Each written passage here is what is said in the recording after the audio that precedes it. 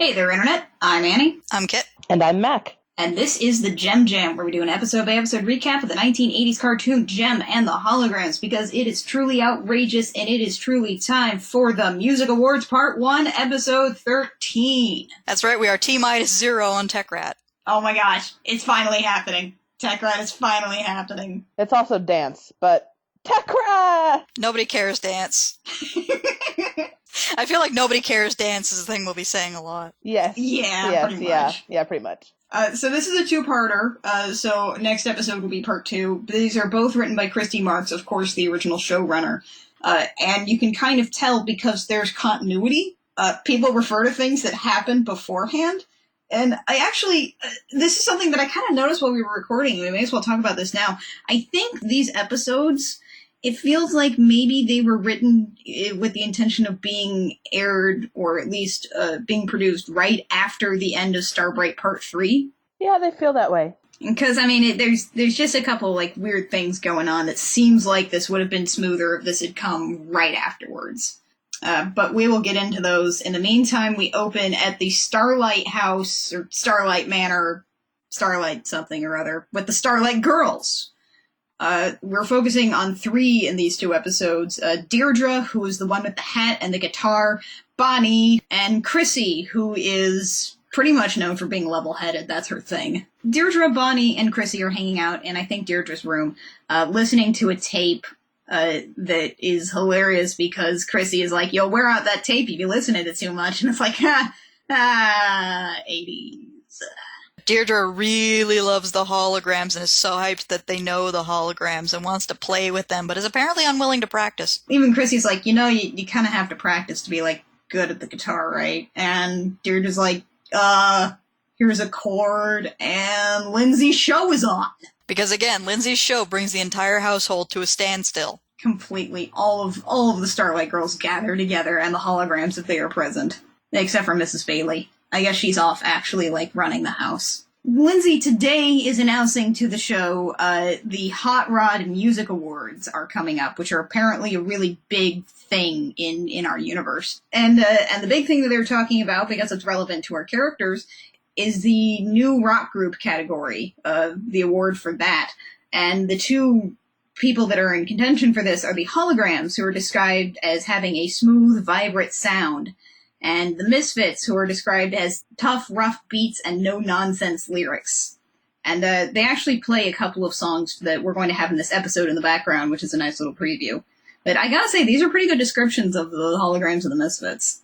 And what better time to talk about the Misfits than now, because they are hanging out with Eric. They're out of a music company because they don't have Starlight Music anymore, which means Eric's out of a job, and this is part of what makes me think that these episodes should have been aired right after the other, because otherwise, what have they been doing since Eric lost Starlight Music in episode 5? Going to China and messing things up on the ski mountain, obviously. But yeah, the Misfits are out of recording contract, which has not been a problem before now, but is now a problem because of the music awards.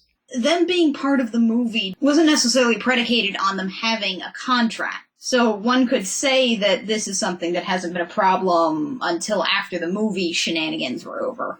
I don't know, maybe they were hinging everything on the movie and then the movie fell apart. Could be. I mean, we really can't tell. But I mean, they got to China. They were invited by China to China without any kind of issue. They went to Venice without any kind of issue. It doesn't really make a whole lot of sense. And whatever the case, Pizzazz's answer to this is whatever, we can get a music company.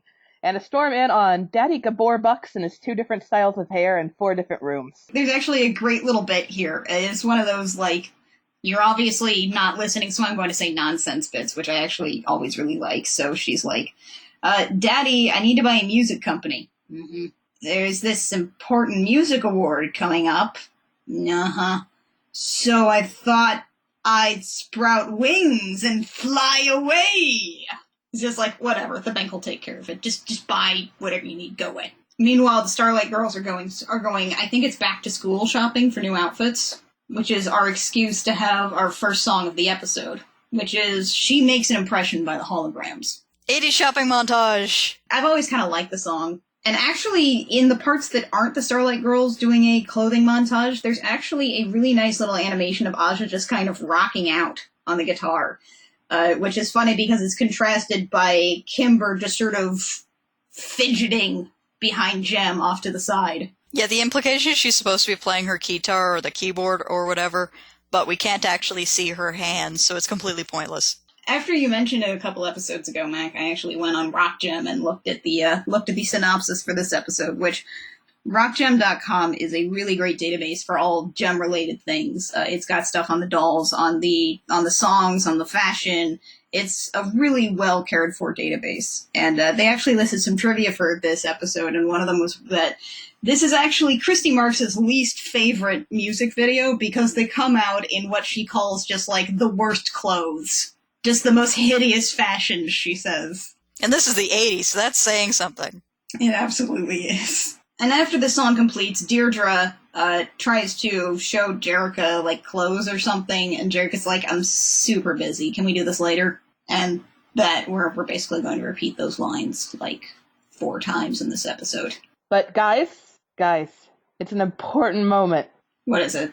It's time to meet Tech Rat. Oh my gosh. Do you know why it's time to meet Tech Rat? Do you know why? Because Misfits music is going up across the street from Starlight Music, this gigantic black monolith that reaches towards the heavens. And Jerrica was working at Starlight Music. She looks out her office window, sees this going up, and she's like, it's my worst nightmare come true. Is it really? This is the worst thing you ever imagined happening? That's pretty petty, Jerrica, frankly, for someone who runs a house full of orphans. Although I don't think we can call anyone petty when Pizzazz has decided she wants to set up her music company directly across the street from Jerrica's office. And it's worth noting that this thing is about twice the height of Starlight Music. I mean, it is across from Jerrica's office window specifically. The lady who works at the record company, I think she's the only employee at the record company, honestly. She says, well, maybe it's some other Misfits, which made me laugh because there actually is another band called the Misfits. Like, are you talking about the actual Misfits? So Jerrica's like, I gotta get to the bottom of this. So she goes all the way up to the office, and it turns out it's the evil secretary from episode 1. And I'm kind of surprised because it pulls one of the go up to a desk and it swivels around and it's somebody you don't expect there. And that's been Eric's territory this entire time, except now when we get a minor one from the evil secretary, which is a fake out because Eric is actually standing right there looking at her. Yeah, it's like the secretary stole his thunder, so he's just gonna be there when Jerrica turns around. It's pretty great. After Jerrica leaves and throws a hissy fit, he's got this walkie-talkie with the longest aerial I've ever seen. It's the height of a full-grown man. And then Eric is like, all right, are you ready? He says on this little walkie-talkie. And a mysterious individual does an evil thing, which is he turns on a billboard ad.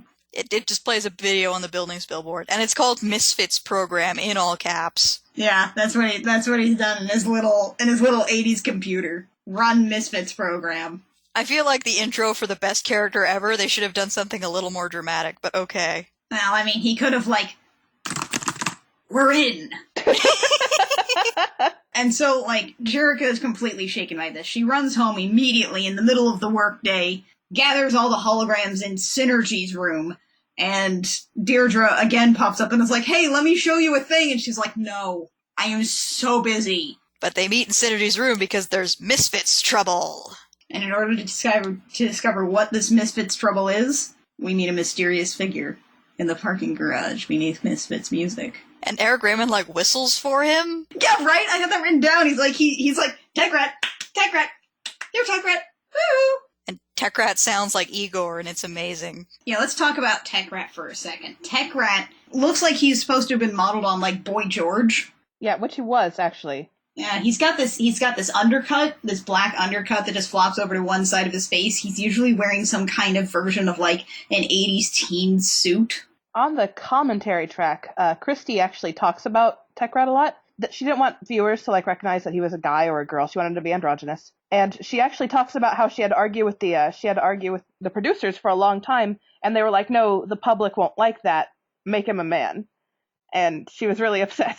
Oh. You know, that would actually be a great, like, in for the comic whenever they introduce Tech Rat, because they have to introduce Tech Rat. Yeah, if they were to introduce Tech Rat in the comic and have Tech Rat be like non-binary or androgynous or something, that would be great. That would actually be really cool. Oh, I love Tech Rat so much. So Tech Rat has something that he's calling a disruptor device. And then Pizzazz and Stormer and Roxy show up. Yeah, they just cram themselves into Eric's car because Tech Rat's in the backseat, Eric's driving, and they're going to go to someplace with lots of electronic equipment. And the Misfits are just there, and here's where we hear our first Tech Rat, "Don't touch me!" Tech Rat does not like being touched. At all. I love Tech Rat. I love Tech Rat. He hates it. He hates you. He hates everything. He loves his technology. Anyway, back to Jerica. Right, the holograms are talking to Synergy, and they're talking about, like, we need something brand new. We need something really cool. And Jerica's even like, Synergy's kind of part of the show. The lights and the effects are part of the show. Maybe we should actually involve that? Yeah, Synergy decides that she's going to do more for the show by making some flashy lights and lightsaber noises. That's about it. Yeah, she gives Jem, like, a Sentai suit outfit or something. I can't quite figure out what the heck this thing is. It's bedazzled, whatever it is. That's probably the best word for it. It's bedazzled as heck. And, like, she just makes some flashy lights and, like, glitter effects on the holograms, and they're like, wow! Is this anime? And then outside we see Eric Raymond's car. Yeah, Eric has arrived, and Tech Rat uses his disruptor on the mansion, which basically, to sum it up, what this thing does is that it causes Y2K. It's true, it does. It's basically a scene from a disaster movie. All the electronics rebel against their masters. Synergy starts freaking out and starts shooting everything with real lasers that burn stuff. I want to point out that this episode has a line that is, Jerica, get away from her lasers. They know she has lasers. How long has she been able to do this? Is this just a feature they added on after she got fake blowed up by Detective Malone? She has lasers that could kill people. And Pizzazz, of course, Pizzazz is like, well, that thing doesn't seem to be doing anything, but I want to try it. Gimme. Tech Rat, of course, does not want to be touched. You also get to see a bunch of Tech Rat's faces in this point, which Tech Rat always has the best faces. If you freeze frame on any of Tech Rat's faces, they're amazing. Anyway, Pizzazz breaks the horrible nightmare device. Which is great because Jerica had been struggling to actually reach the on-off switch of Synergy to actually get these lasers to stop happening, which is like in the middle of the keyboard. It's the exact same size and shape and color of every other button on that display. This one just says on-off. Nobody accidentally hits that? No, never. Never! She would hit them with lasers. The UX on this is terrible. Somebody should have QA'd this. This is awful. This is what happens when you build a light sound AI in your basement. By yourself. By yourself. No QA process whatsoever. None. Tech Rat is devastated this thingy is broken. Tech Rat is consistently devastated that his thingy breaks. I want to say that I love how Eric is basically the dad in this car.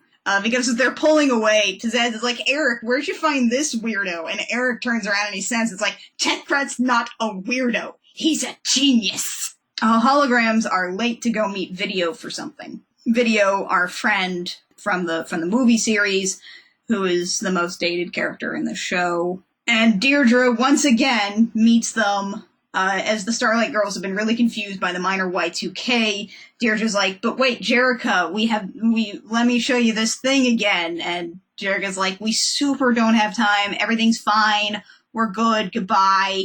And Deirdre turns around and is like, Jerica doesn't care. And two of the other characters, Leela and Ashley, point out that, Jerica kind of runs a company, kind of does that. And Deirdre's basically like, well, if Jem was our mom, things would be different around here. Deirdre's like, Jerica could care less about us. It's couldn't care less, Deirdre. Couldn't. Could care less means that she actually does care quite a bit because she could definitely care less. Her caring is anywhere from 1 to infinity, but it's definitely not 0. Wow, I hate Deirdre even more now. I'm sorry. No, I'm behind you 100%. I'm just being a salty English major on this now. I feel ya. Ashley defends Jerica in this scene, and she says, "Oh, grow up," at one point to Deirdre. Is this character development in JEM?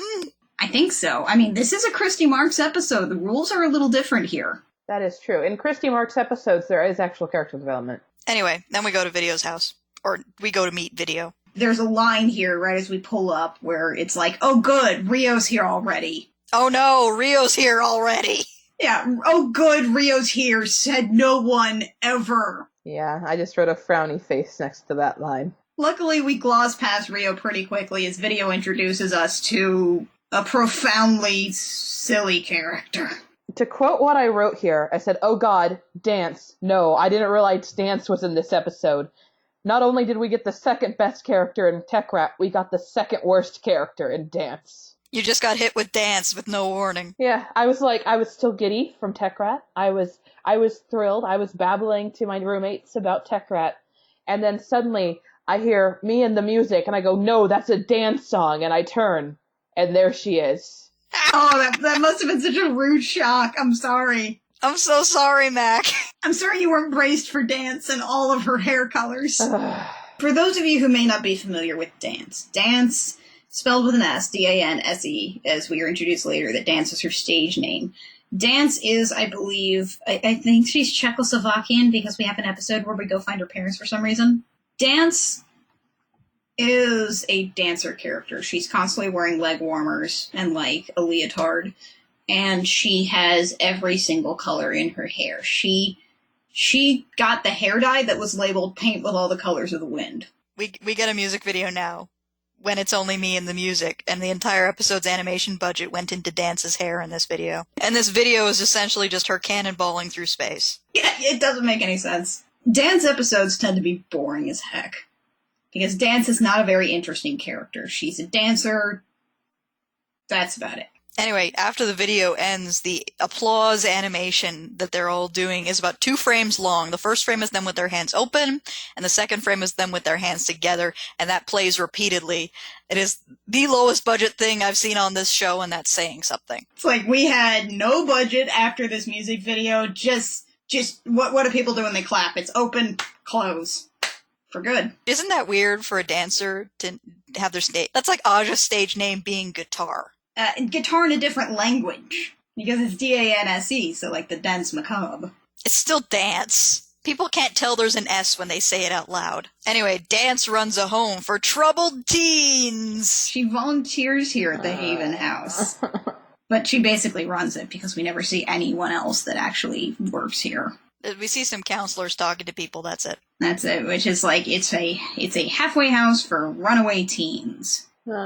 And she volunteers here by, I guess, dancing in unoccupied rooms. Yes. You could have fit, like, more beds in that room, Dance. You're complaining about how there's not enough beds and you keep an entire room to dance around in? It's not very, it doesn't seem like its management is very on top of things. Because, like Get said, there are not enough beds, they don't always have enough money, so they're hosting a benefit. And they want to know if the holograms will play. And because they are protagonists, of course, they're like, yeah, sure, that should be fine. Benefits. We do benefits like a lot. Benefits are kind of our thing. Yep, let's do the thing. No questions asked. No contract, verbal agreement only, final destination. So Jem and Rio later on at Starlight are working out the lights and sound and special effects for the benefit. Rio's got like a whole sort of map set up. And Jem says, oh great, we've got some new stuff. And Rio's like, great, what are you using? She obviously can't tell him. She can't tell him because she never told him about Synergy, and if she told him now it would be weird. Why would you ever tell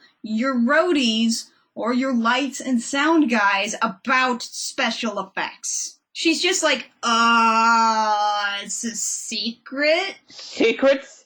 I'm your stage manager. You never trust me. You and your secrets. Yeah, he flips out. Yeah, he like chucks a piece of paper across the room and flounces because secrets. I mean, he at least, like, points out that it's like, I'm your stage manager, I need to know these things. But he still has a tantrum. Oh, he has a little hissy fit. And guess who's at the door again? It's Deirdre! And she's got a thing she'd like to show Jem. Because she wants Jem to be her mom. And Jem's like, Deirdre, I'm busy, and slams the door, and Deirdre starts to cry. Because she's like, I'm busy, I've got Rio to deal with, he's a baby, I have to deal with this baby hissy fit right now. I cannot deal with 2 babies at once. And so Deirdre in her crying goes, I'm running away. And the best part of this, to me, is actually Bonnie's immediate reply of, me too, I'll be right back. They paid for your eyes. They paid to fix your eyeballs. Why are you so eager to run away? Is it just because you want to be included? Pretty much, because Chrissy's like, what are you... Deirdre, Bonnie's way too young. What are your plans here? What are you even doing? And Deirdre's like, you can't tell me what to do. And Chris is like, oh my god, fine, I'm coming with you. If I don't go with you, you're going to die. I'm leaving a note for Jerica. Oh my god. And it turns out that Deirdre's great plan is to go to where they'll never think to look for them. They're going to go to the Misfits, which is funny because that's the last place that when someone ran away, they went to the Misfits. Yeah, like, has Deirdre just not, like, talked to Ashley about this? Ashley could have told you this was a bad idea, Deirdre. There's precedent for this. You don't run away to the Misfits. They'll lock you in another chest. Our very next scene after the commercial break is some random kid getting kicked out of his house because his dad is, quote, sick of looking at your face. Yeah, it's not the most subtle thing. This is Danny. We will become good friends with Danny over the course of these next 2 episodes. I'm gonna admit, like, every single time this character shows up, the only reason I remember his name is because he has red hair, so I keep thinking, oh, Danny boy, the pipes are calling. He does get called Danny Boy at one point in this episode. Yeah, it was validation. Meanwhile, Dance has put together a flyer for the benefit, because she and Lindsay and Dance and Jericho are all meeting at Starlight Music to sort of plan this thing out, because Lindsay's going to give them some extra publicity on her show. And Dance hands her the flyer, and it says, and this is interesting, the benefit takes place on August 3rd, 1986. So we have a firm date for at least something about when all this is taking place. Yeah, it's like an anchor in time, and it actually feels kind of weird having a firm date for one of these things. Right? I mean, I thought it would just take place in this sort of ephemeral 80s period. Anyway, when Lindsay comes into the room, she says, "Don't start without me, gals and pals," which I don't know why that line delights me, but it does. Lindsay's just kind of delightful whenever she's not doing her show. She's just, like, a shockingly fun character. Anyway, Jerica pops into a side room to change into JEM and then has Synergy create a Jerica hologram. Holy jeez. They've actually started being smart about this. It's amazing. And also, Jem's outfit here is what I like to call her Jerry Seinfeld outfit. It's like this purple dress with this big, like, blue checked, like, sport coat. I mean, she really looks like she's about to just get up on stand-up and be like, what's the deal with glam rockers? And Lindsay, of course, is the first person to actually notice that there's an issue here with the date for August 3rd, 1986. It is the same night as the Music Awards. Yeah, she's like, "Have you told the Music Awards people you're not going to their shindig?" Which I was like, ah, shindig! She says shindig. I love her. They're on the same night because cheap drama, and nobody checked before now. You know what I love? I wish that we would have gotten a sitcom plot out of this where they tried to, like, it's like, I have 2 dates on the same night and I'm gonna take them to the same restaurant. I wish they had just sort of been, like, hopping between the shows. But no. They make a whole commitment and they're like, Dance, wow, we're sorry, but Music Awards. And Dance is like, yeah, no, that's cool. The next bit is the runaway Starlight girls hanging out in front of a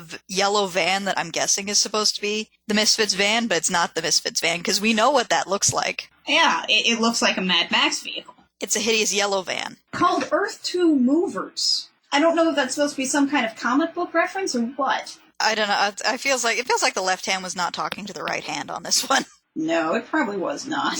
But the Misfits roll up, say, "Hey, why are you hanging out in front of our van?" And then Stormer recognizes that they're Starlight girls because she actually cares. And so Pizzazz is like, fine, we'll take you in. You can go and hang out with us and do housekeeping and stuff. And then she's like, all right, you guys, I got a great idea. And Pizzazz calls Child Protective Services. And says, "Hey, I have it on good authority that these 3 girls ran away, and all of them are being mistreated at Starlight House. You should go check that out." So the Misfits are using the Starlight girls for manual labor. Jerica comes into the Starlight room looking for Deirdre. Says, like, do you want me to listen to that thing now? I'm ready. And then it turns out she ran away. He got Chris's letter. They start searching everywhere for them. And then they, like, have a big moral breakdown for some reason. Yeah, Jerica has, like, a complete change of heart about every single decision she's made in recent moments, so which is why she decides to go see Dance. So they go see Dance. JEM declares that, yep, she'll play the benefit instead of the awards. She's going to skip the awards, do the benefit, because she made a commitment. And, I mean, would that really have actually hurt their chances? It's an awards ceremony. The voting's already happened. Them not being able to be there doesn't necessarily mean that they are, not going to get the award. You can do an acceptance speech on a tape and send it in. Yeah, that's perfectly acceptable, even at this point in the 80s. Then we skip to the Misfits, who are, doing their thing. They are putting on a concert, just a regular concert. Danny Boy, our friend, who is unnamed until this point, steals a ticket, which turns out to be worth $50 in 80s money. And it's verified as being in 1986 because it said that on a poster earlier in the show. So 1986 to 2015, $50, $108.87. So about $110. Yeah, still a lot for a kid to have. He ends up climbing one of the towers to see better. One of the rigs that has a lot of the lighting equipment on it. The Starlight Girls, Deirdre, Chrissy, and Bonnie, have of course gotten to go see this concert because they did housework, and they look up at Danny and say, "That looks like a great idea." Yeah, that looks like an awesome and not even remotely life-threatening idea. Let's do that. Let's absolutely do that, and let's climb up to the top before we have any reservations on this. And then we get our next music video, which is I Am a Giant. From the Misfits, which I love this song, you guys. It's more giant pizzazz with Rio as Fay Ray. Yeah, they reenact King Kong here with, like, the holograms as people running from giant pizzazz. The holograms are flying in the planes, around King Kong pizzazz. It's everything fantastic, and it's everything I love. Just Rio being dragged around by gigantic pizzazz on top of the Empire State Building. It's magnificent. She's basically just a kaiju rampaging through the city in this music video. And then, like, once it's done, she just kind of, like, jumps back down and ends up back up on the stage at the end of this music video. As if that was a thing that actually happened. She just shrinks back down. I'm so cool with that, though. I just want to see, like, the holograms get into a giant robot and try to fight giant pizzazz. Anyway, after the music video ends, Chrissy suddenly realizes what a bad idea it was to climb the tower, and then she immediately falls. Yeah, she just, this is a bad idea, I'm climbing back down, and then she falls, and we get a freeze frame of her falling to her death. Inarguably to her death. And as ever, memento mori by our dolls. We haven't made a doll of Chrissy yet, but we actually will later. And that is where we leave off for this episode. We will be back next week with the Music Awards Part 2, where we'll find out whether or not Chrissy lives or dies by Deirdre's bad decisions. So if you are looking for us online, we have a Patreon. Due to that Patreon, you can find us on SoundCloud, iTunes, and Stitcher. You can also follow us on Twitter to get updates on when new episodes pop out. Follow our Tumblr, where we also post stuff there too. We are basically on most social medias except Facebook, because Facebook sucks. We're also not on Pinterest because we're not 50-year-old wine moms. Yet. Do they make a glam rock Pinterest? Because I would be all over that, actually. We should look into that. We should. I think there is enough of a market for it. I think we could really fill a need on the internet. Until next time, when we come back with the Music Awards Part 2, I'm Annie. I'm Kit. And I'm Mac. And this has been the Gem Jam, where we remind you to strike while the iron is outrageous.